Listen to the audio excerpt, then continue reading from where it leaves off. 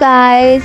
It's February 12, 2024. Officially second day na jobless ang budolera nyo na si May Q Budo. So ayan, linis-linis lang para may pagkaabalahan. Kasi alam niya naman na kapag walang trabaho, madalas nakaka-stress. So ayan, naglilinis lang tayo. Naglipat-lipat lang din tayo ng mga gamit-gamit para pumasok-pasok naman ng kahit pa paano yung swerte, no?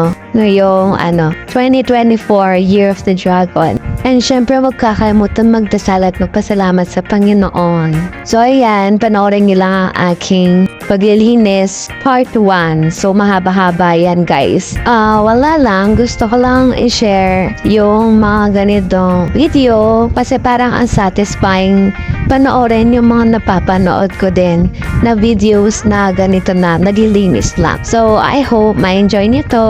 Please like, comment, share, and follow na rin. Thanks! Bye!